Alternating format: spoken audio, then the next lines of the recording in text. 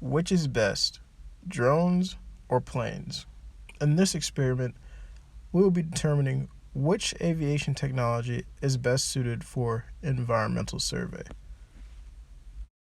Climate change is one of the biggest factors in environmental change. In recent years, researchers have found that climate change has been a direct cause of more frequent weather phenomena. As our environment changes, we must be able to conduct surveys and research in a timely and cost-effective method. Having cost-effective methods to direct surveys will grant scientists fast and accurate data images while in the field.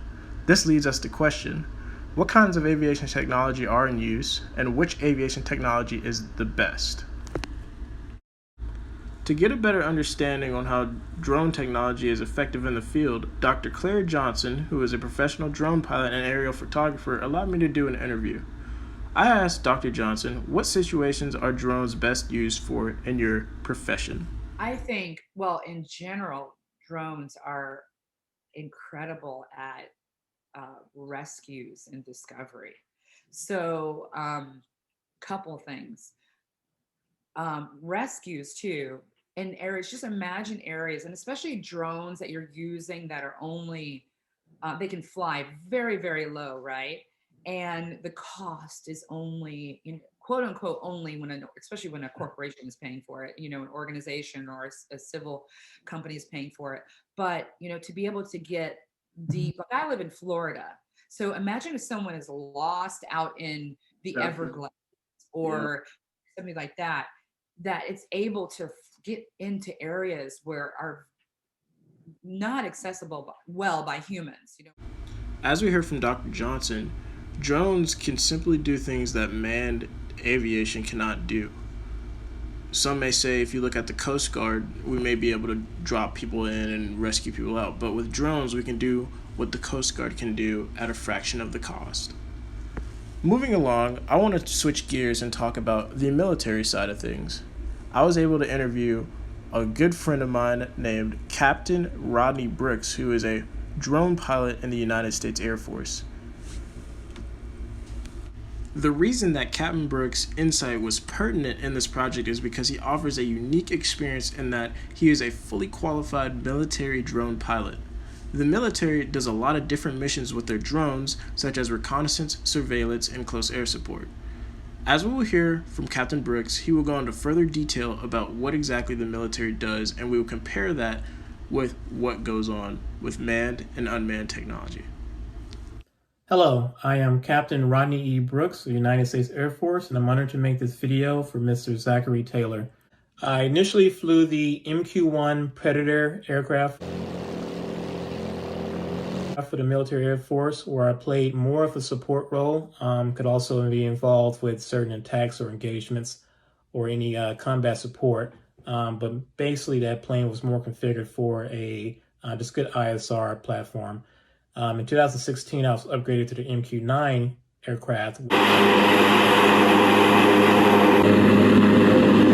which is more of a attack ISR platform, which means that we are geared towards being more of a attack things, but we also have the capability to collect intelligence, surveillance, and reconnaissance. I also went on to ask Captain Brooks, which does he think is better, and specifically between manned and unmanned aviation, at least in the military aspect of it. And he gave this response. I believe unmanned aircraft is basically best for surveillance due to the high fidelity of the equipment and the sensitive camera and also other collections equipment that we have on our aircraft. Also, I think we have just definitely due to our loader times, basically provide support of 24/7 ISR, where we're not limited by the fuel. Obviously, too, when we have a number of platforms to basically swap each other out for missions, I think definitely is a reason why I think unmanned is definitely better for surveillance than manned aircraft. In history, manned aviation was the predominant aerial technology that was used in environmental survey until this recent boom in unmanned technology.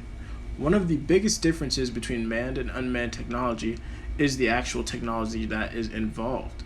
When I mention technology, I'm referring to sensor technology. With manned aviation, you can get much bigger and more in-depth aerial sensors to get much more detailed data that you simply cannot get done with the current civilian drone technology. One of the biggest examples of this is LiDAR. I spoke with a professor at Tennessee State University that works with the United States Geological Survey named Dr. Tom Bile about the use of LiDAR. Dr. Bile stated that the reason the USGS uses LiDAR is because of how detailed the information is that LiDAR can collect. Currently, LiDAR is not implemented on commercial drones, so manned aviation is required to host the bigger sensor technology such as LiDAR. In these clips, we're using drone technology to be able to map the TSU farm. I also want to touch on a point that Dr. Johnson spoke about in our interview, which is the cost of training and the technology that is required. As a student pilot myself and an aspiring commercial pilot, I will use myself as the subject matter expert because I'm going through this process right now. If a farmer or a regular person wanted to go in the direction of manned aviation, one could either hire a company, such as NOAA. Although NOAA is a government service, and you may not be able to hire them, for the sake of this project and the example, I will be using NOAA. Or you could get your licenses on your own, as I am. The most straightforward path would be to hire a company to do what you'd like.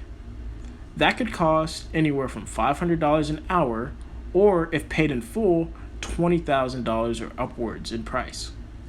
If you wanted to get your own manned licenses, it could cost anywhere from $60,000 to $100,000 to get fully certified with your private pilot's license, your instrument rating, and your commercial pilot's license.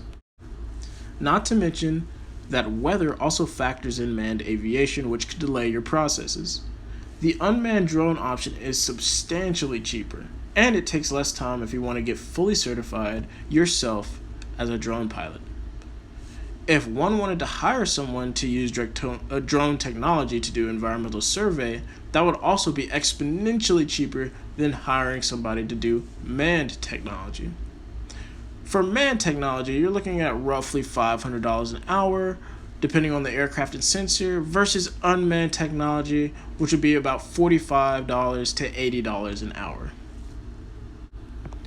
To conclude, I think it depends on every individual situation. If you're somebody that has a lot of capital or works for a big industry company such as the USGS, then using manned aviation technology would probably fit for you. If somebody has limited funds and wants to be cost-effective and relatively independent, using unmanned technology would be a bit more logical. Manned technology has its pros and cons just the same as unmanned technology. I personally would suggest having or employing both manned and unmanned technology in environmental survey. Having the ability to be able to get different imagery and data from manned and unmanned technology would be optimal. Manned and unmanned technology still have a place in the field for environmental survey, and both technologies should be explored and researched before one makes a decision on one route.